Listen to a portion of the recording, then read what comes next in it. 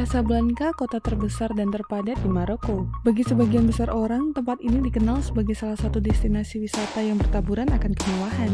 Namun di balik segala kemewahan dan keindahannya, kota ini juga menjadi rumah bagi salah satu klub sepak bola terbesar di benua Afrika, serta penggemar mereka yang terkenal dengan sifat membangkang terhadap bentuk kekuasaan dan keserakahannya. Mereka adalah Ultras Raja Casablanca dan Ultras Green Boys.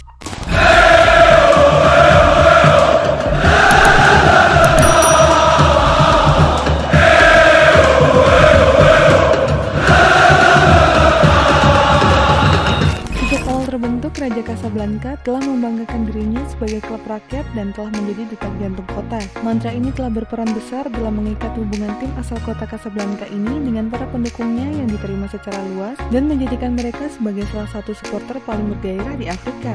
Klub ini didirikan pada bulan Maret tahun 1949. Bukan tanpa alasan, berdirinya klub ini rupanya didirikan sebagai saluran aspirasi bagi pemuda kelas pekerja kota tersebut untuk menunjukkan kebencian mereka pada struktur politik negara saat itu, dan juga sebagai oposisi langsung terhadap rival kota Wydad Athletic Club yang cenderung mewakili kelas menengah ke atas. Sentimen ini disorot oleh lambang elang yang menandakan ideologi kekuatan dan perlawanan, sementara pilihan warna hijau klub melambangkan harapan. Tidak ada yang bisa membantah semua argumen dan niat dari para pendiri tim tersebut.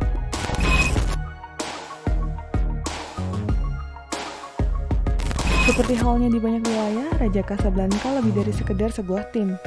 Kesebelasan yang berusia 74 tahun ini berfungsi sebagai cara bagi kaum muda untuk mengidentifikasi diri mereka dengan berkumpul dengan hal yang mempersatukan mereka. Tidak mengherankan jika klub membanggakan diri sebagai media bagi suatu perlawanan tertentu. Namun satu hal yang pasti, tim sepak bola selalu menjadi media yang tepat untuk menyalurkan aspirasi. Saat awal terbentuk, Raja Casablanca adalah sebuah monumen penghormatan yang tepat bagi para penggemarnya karena perjuangan di luar lapangan tercermin dengan sempurna di dalamnya. Faktanya, klub tidak berhasil meraih gelar Liga Maroko pada debut mereka sampai tahun 1988.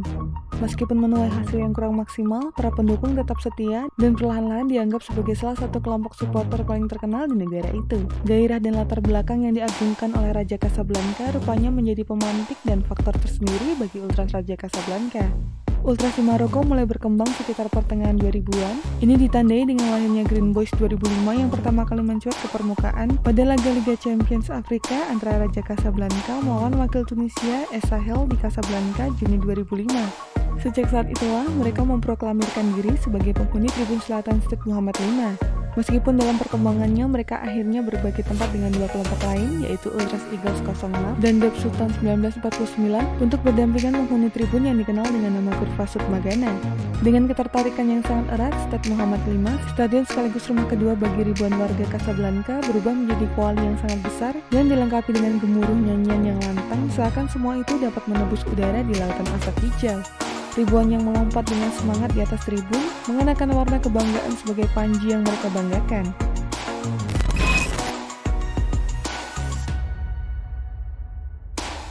Saat Arab Spring melanda Timur Tengah, Ultras di Maroko juga terkena dampaknya. Setelah gerakan 20 Februari yang bisa dikatakan sekarat akibat represi dari pemerintah, rakyat Maroko mendapat secercah harapan dari atas tribun stadion. Di negara-negara seperti Maroko, Aljazair, dan Tunisia, stadion sepak bola telah menjadi tempat berekspresi bagi kaum muda yang peduli dengan masa depan mereka, dan chant yang berbau penentangan pun dinyanyikan di tribun yang berisikan pesan bernuansa menentang pihak berwenang. Pada saat itulah, kelompok Ultras mengekspresikan kegelisahannya atas kenyataan sosial yang terjadi menggunakan spanduk, bendera, chant, tifo tanpa harus mengabaikan tugas pokok untuk mendukung tim kebanggaan. Dengan amarah yang dibalut dengan kreativitas, terciptalah berbagai chant yang berlatar belakang politik. Salah satunya adalah Baldi Del Mouni, tertindas di negara saya. Chant tersebut berisi kritik atas represi pemerintah, isu narkoba di Ketama, hingga bahaya neokolonialisme dari dikeruknya sumber daya oleh pihak asing.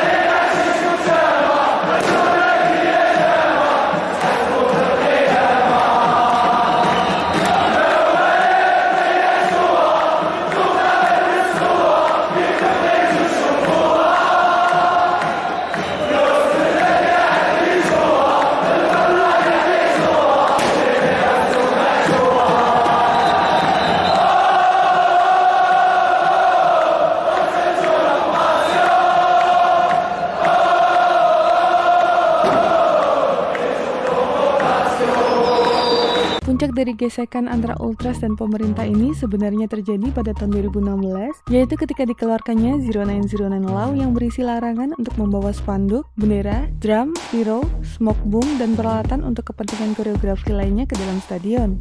Meskipun para Ultras sebenarnya masih diperbolehkan masuk ke stadion, banyak dari mereka lebih memilih untuk melakukan boikot.